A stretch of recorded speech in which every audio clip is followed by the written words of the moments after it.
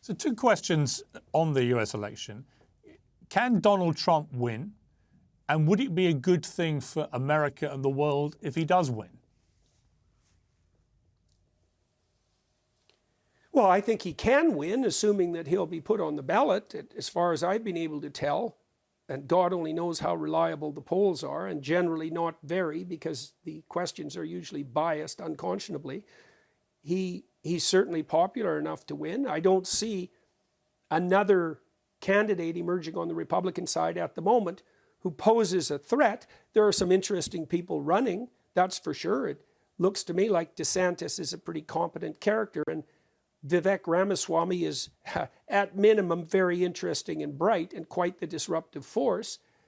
On the Democrat side, Dean Phillips, who almost no one knows about, and who the Democrats are doing, what would you say, everything they can to keep it that way. He's an interesting alternative to Biden.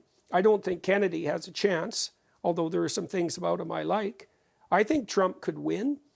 Will that be good? It depends on what he does if he wins. It depends on the manner in which the victory takes place. It depends on whether or not the people on the more conservative side of the spectrum are able to extend a welcoming hand to those who are more on the progressive side. And it certainly depends on whether those on the progressive side are willing to dispense with some of the ideological stupidity that possesses them, that is generating an endless sequence of unnecessary culture war. The left in particular has become 100% preoccupied with the most pathological possible political narrative, which is essentially a victim-victimiser story, that you can understand every element of social interaction among humans, from marriage upwards to the political, in terms of who's got the power, who's the oppressed. And there's nothing in that but an endless recipe for not only for the most bitter of soul-devouring resentments, but for the application of any form of vengeance imaginable. I can't imagine, this is something that possesses the universities as well, there's nothing more toxic than a victim-victimizer narrative.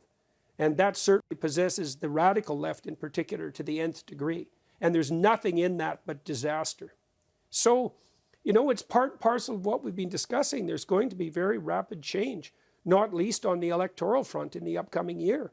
And how that goes will depend on how people conduct themselves, and ever more so. So we can pray that we're terrified enough of the potential negative consequences and enticed enough by the potential positive consequences to walk ever more carefully. We'll see. If you have big toys, you better be a big boy. And we don't have big toys, we have giant toys. And they will stomp us into the ground unless we're wise enough to guide them properly.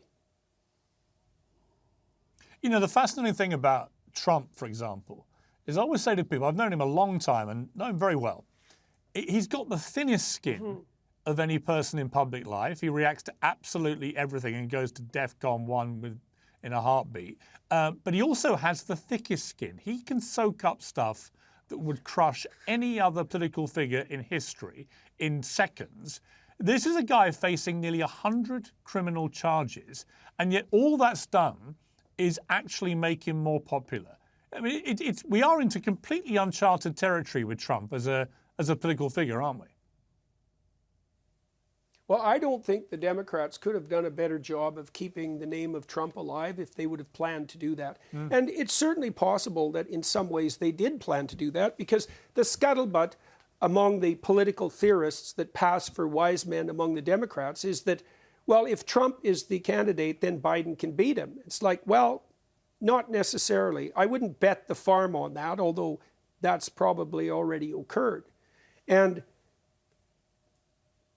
Trump is canny enough to know that in some real way, all publicity is good publicity. And it's certainly the case that the Democrat persecution of Trump, and I think that's the right term, has kept him alive and has also cast him so perversely in the role of victim that the Democrats themselves are always, what would you say, trumpeting as being allied with.